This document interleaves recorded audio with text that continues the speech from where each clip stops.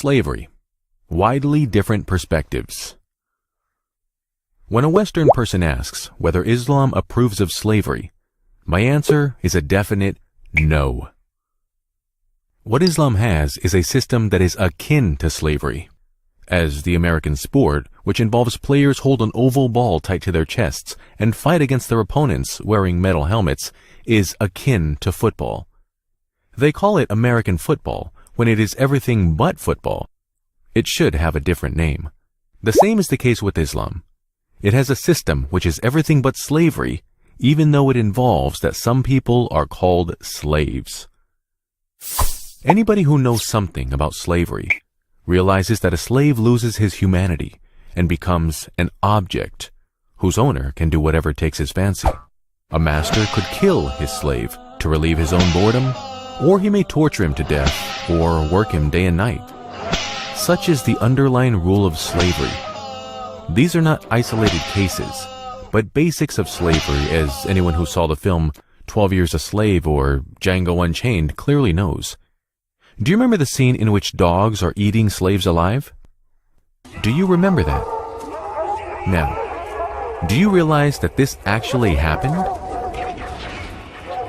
I bet you didn't think of it, but this is normal. Because again, a slave loses his humanity and becomes an object owned by his master. Under Islam, the whole thing is different. A slave retains his humanity. No measure of ill treatment of slaves, however small, is permissible. Even assigning a task that is too hard for the slave to do is not permissible. If such a task must be completed, then Islam requires the master to help the slave and work with him.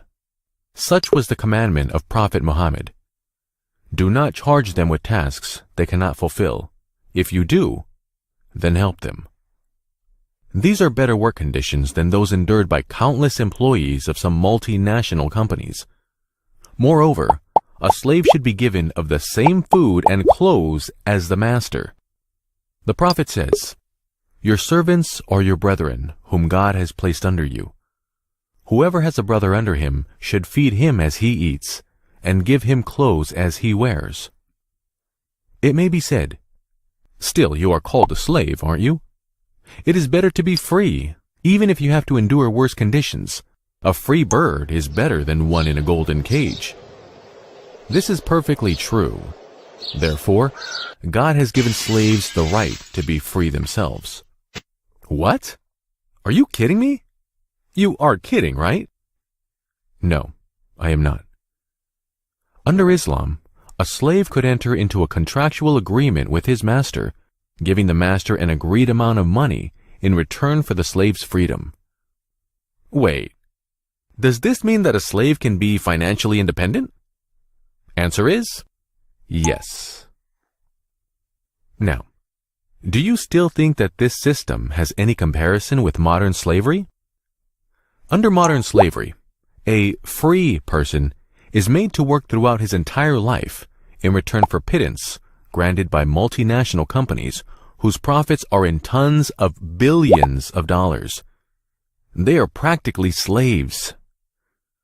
Our world has promoted sexual slavery under which thousands of women are employed in the pornographic industry.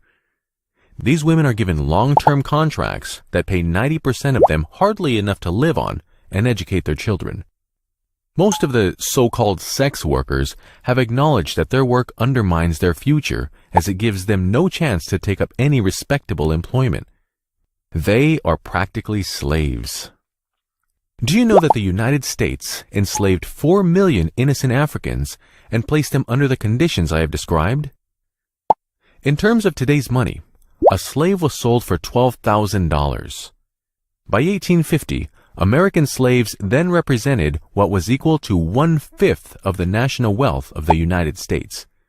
Yet this is not worse than present-day conditions, as an unprecedented number of people are today enslaved, doing hard jobs and enforced prostitution in various parts of the world, at the bargain price of $90 per head. This is cheaper than the price of a pair of trainers from Nike. Now, it may be said, but Islam imposes slavery on captives of war, does it not? The answer is yes, undoubtedly. If you were taken captive in war, would you prefer to be a slave under Islamic conditions as I have described? Or would you try your luck under the Geneva Conventions as they are applied in Abu Ghraib prison, for example? Or Guantanamo? Or the German concentration camps? Or in Syria? Or Israel? Answer me. Point to me on a time and place map which conditions do you prefer as a war captive? Right. I would choose Islam too.